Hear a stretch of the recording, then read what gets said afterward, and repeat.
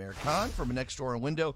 We were talking about the wide range and prices that people can get when they seek out quotes for windows and doors, and how they can almost get sticker shock on the higher end of things, and the range can be so extreme that they often say, well, the lower one, maybe I don't know. But you're talking about what goes into those ranges.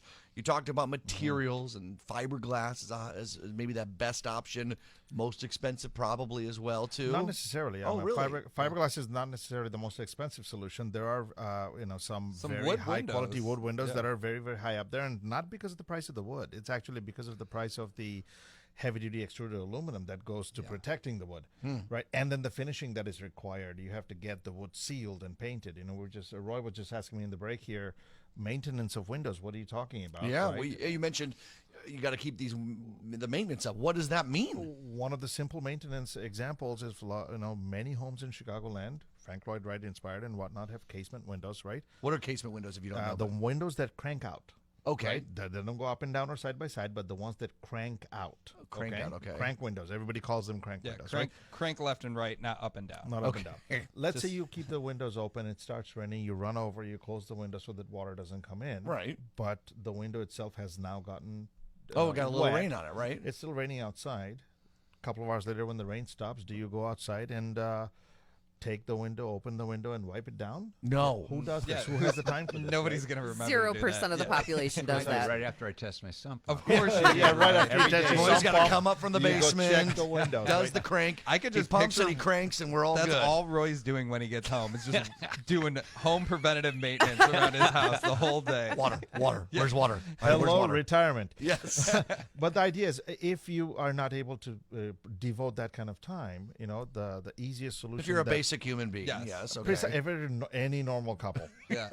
especially couples with kids and whatnot, right? It's impossible to do that. So the most common alternative that has become the most popular nationwide is just vinyl, right? It's inexpensive to manufacture, easy to put in. The only issue is it doesn't work in every climate. That's the biggest problem. In high heats, a plastic-based product will always have a lot of expansion and a lot of contraction in the winter. So there are a couple of solutions that came out. There are some composites that are decent, but the fiberglass has been around for a long time, where it's completely thermoset. It's glass after all. You can make speedboats out of fiberglass. And completely waterproof. It doesn't expand and contract. So you're looking at longevity. So looking at quotes for your window replacement project, right? You have to understand what is the intended goal. Am I going to be in this house for a long time? Why not go for a long-term solution rather than a short-term solution? Right. And windows are something that has a resale benefit, right? When Absolutely. someone Absolutely. So that's a very good topic that we discussed actually a few shows ago. Repair versus replacement, right? Right. Let's say you have a 35-year-old house with 35-year-old windows. Some glasses are failed, some wood sections are bad, no big deal. You go and repair that, what are you left with? Right. 35-year-old windows. A pretty good 35-year-old window. Right. Pretty good 35-year-old Which window. is good for now, but even the technology did not exist that it no. exists now Yeah. when it comes to energy efficiency gains and stuff that we've made with the modern advent of latest energy efficiency technology. So they weren't worried about energy efficiency in the 80s? No. They weren't worried about anything in the 80s, buddy. Right? We were not talking about electric cars Yes.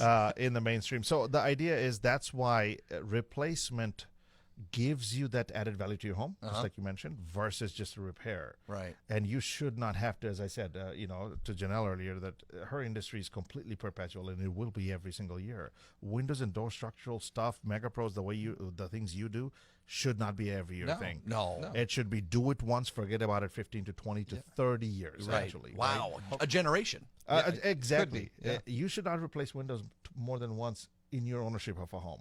Wow. You're wasting money when you're doing that.